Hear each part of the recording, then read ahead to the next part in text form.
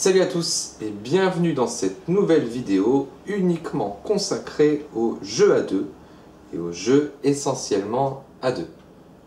Un premier jeu, La Marche du Crabe, qui va être coopératif, édité par les mêmes personnes que Cosmopolite, et Shoten Toten, un jeu compétitif, un grand classique du jeu à deux. On commence tout de suite avec La Marche du Crabe.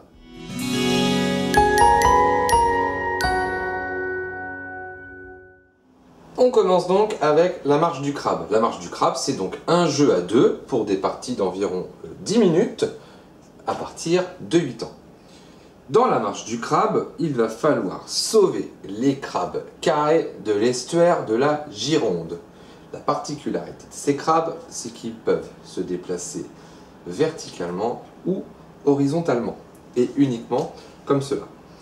Ces pauvres crabes, malheureusement, ils ont leur plage qui est envahie de déchets et ils ont leurs copains crabes qui sont cachés sous ces déchets. Il va falloir aller les libérer. Oui, mais seulement, sur cette plage, il y a aussi des vilains tourteaux et des vilains homards qui ne cherchent qu'une chose, les manger. Dans La Marche du Crabe, il va falloir associer nos idées pour réussir à sauver nos camarades, mais attention, il va y avoir des pièges. En début de partie, chaque joueur va piocher 2 objets, au hasard. Sur le jeu, il y a 12 objets. Il va falloir se rendre sur les 8 objets sécurisés, mais il ne faudra surtout pas se rendre sur les objets piochés par les joueurs. Le joueur rouge va savoir qu'il ne faut pas aller sur la guitare ni sur le ballon. Le joueur bleu va savoir qu'il ne faut ni aller sur la bouteille ni sur le pneu. Les joueurs n'ont aucun moyen de communiquer, si ce n'est qu'en début de tour, chaque joueur va piocher une de ses cartes méchants, qui regroupe des tourteaux et des homards.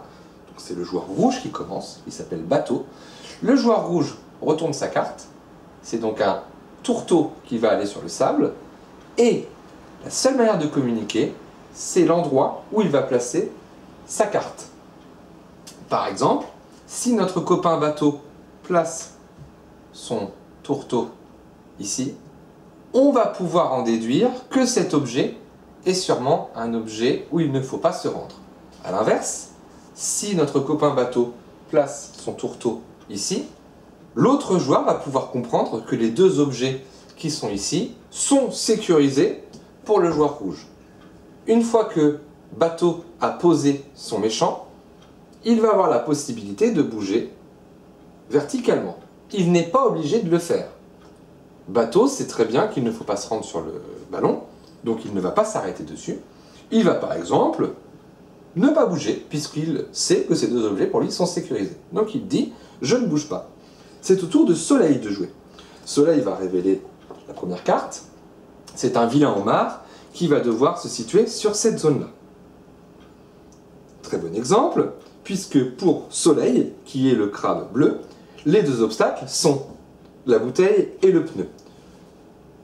Il pourrait se mettre ici, mais voilà, pour faire comprendre à Bateau qu'il y a des obstacles, il va par exemple se mettre ici. Comme Bateau n'a pas bougé et que pour Soleil cet objet est sécurisé, il va se rendre dessus. Bateau lui confirme que c'est un bon objet, on le retourne, on a sauvé un de nos copains crabes.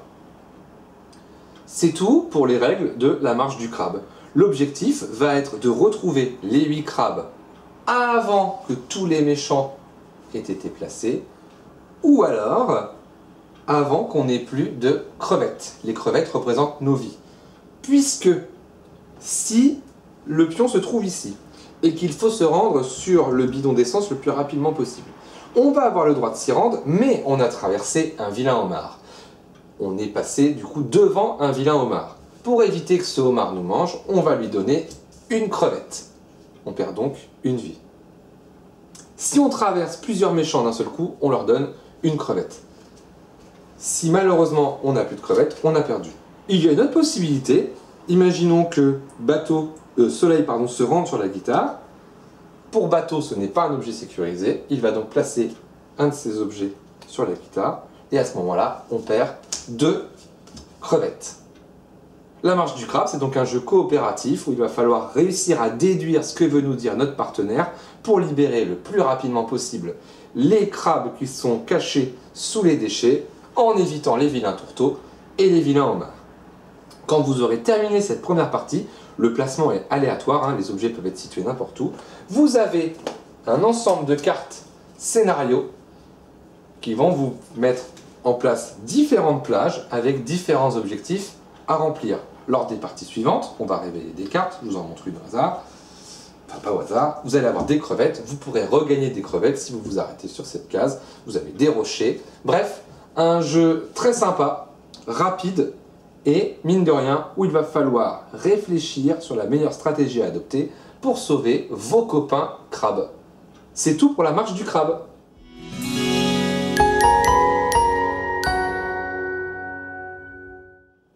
On continue et on termine cette vidéo avec Shoten Toten. Shoten Toten, c'est également un jeu pour 2 personnes à partir de 8 ans et pour des parties d'environ 20 minutes. Dans Shoten Toten, vous allez être à la tête d'un village écossais qui a pour objectif de le défendre ses frontières par rapport à votre adversaire qui lui aussi veut agrandir son village. Pour agrandir son village et avoir donc le plus grand village possible, il va falloir revendiquer les bornes qui se situent entre vos 2 villages. Le premier joueur qui arrive à revendiquer 5 bornes sur 9 remporte la partie, ou alors 3 bornes qui sont côte à côte. Comment cela va-t-il se passer? Shoten Toten, c'est un jeu de cartes où il y a 6 couleurs de cartes représentées, avec des chiffres allant de 1 à 9. Pour pouvoir revendiquer une borne, il va falloir faire la meilleure combinaison de cartes possible devant cette borne. Chaque borne peut accueillir au maximum 3 cartes. Il va falloir donc faire des combinaisons de 3 cartes les plus fortes possibles pour pouvoir revendiquer les bornes. Les différentes combinaisons de cartes sont les suivantes. Soit vous allez faire une suite de couleurs, par exemple un 3, 4, 5 de la même couleur, et bien ça, je vais vous montrer. Alors, 6, 7, laquelle va arriver en premier? Tac, tac, tac. Le 8. Si un joueur fait une combinaison 6, 7, 8 de la même couleur, donc 6, 7, 8 bleu, son adversaire va devoir faire une combinaison encore plus forte pour réussir à lui piquer cette borne. Une combinaison plus forte serait par exemple un 7, 8, 9 de la même couleur. Le premier joueur qui fait la combinaison la plus forte peut revendiquer la borne. Donc, la combinaison la plus forte, c'est la suite de couleurs. Ensuite, on va pouvoir faire un brelan, c'est-à-dire 3 chiffres identiques. La combinaison suivante va être la couleur, 3 cartes de la même couleur. La combinaison suivante va être la suite. Et enfin, si on ne peut pas faire une de ces 4 combinaisons, on fera la somme des 3 cartes qui sont du côté de notre borne. Pour jouer, on va avoir 6 cartes en main et à chaque tour, un joueur va poser une carte sur une des bornes. Ça veut dire que quand on commence à jouer, on n'a pas les combinaisons en main. On va piocher des cartes et espérer piocher des cartes qui vont nous permettre de faire nos combinaisons. Là où ça devient intéressant, c'est que quelquefois, je prends un exemple, un joueur va positionner par exemple un 6 et 7 bleu de son côté en espérant soit piocher le 5, soit piocher le 8 pour terminer sa combinaison. L'autre joueur, pour l'instant, ne va pas positionner de cartes en face puisqu'il ne sait pas encore si ce joueur-là va pouvoir finir sa combinaison. Il se peut très bien que l'adversaire pioche de son côté le 5 bleu et le 8 bleu. Il saura donc que ce joueur-là ne peut pas terminer sa combinaison. Il va donc stratégiquement adapter les cartes qu'il va mettre ici pour pouvoir revendiquer la borne. Une borne peut être revendiquée quand la combinaison ne peut plus être améliorée. Par exemple, si le joueur qui est ici pose le 5 bleu ailleurs et pose le 8 bleu ailleurs, et qu'il a une combinaison de 3-4, il pourra dire « Tu ne peux plus me battre sur cette borne-là, puisque le 5 bleu est ici et le 8 bleu est ici. J'aurai donc la meilleure combinaison, cette borne est donc pour moi. » Shoten Toten, c'est donc un jeu stratégique où il va falloir faire les meilleurs choix possibles en espérant piocher les bonnes cartes afin de réaliser les combinaisons les plus fortes et ainsi en remporter 5 avant notre adversaire. Voilà pour Shoten Toten. Voilà pour cette mini sélection de jeux à deux. Pourquoi ces deux jeux-là? La principale raison, c'est la rapidité des parties. On peut se faire une partie de la marche du crabe et de Shoten Toten en moins de 20 minutes. Alors Shoten Toten, la première partie sera un peu plus longue puisque vous aurez plus de réflexion sur vos combinaisons. Mais quand vous commencerez à comprendre et à mettre en place ce jeu, vous ferez des parties beaucoup plus rapides. Voilà donc pour cette vidéo. Je vous invite à vous abonner à cette chaîne pour consulter plus facilement les nouveautés et les nouvelles vidéos qui arrivent au fur et à mesure. Vous avez toujours mon site internet et mon adresse mail pour me contacter. C'est tout pour aujourd'hui. Salut!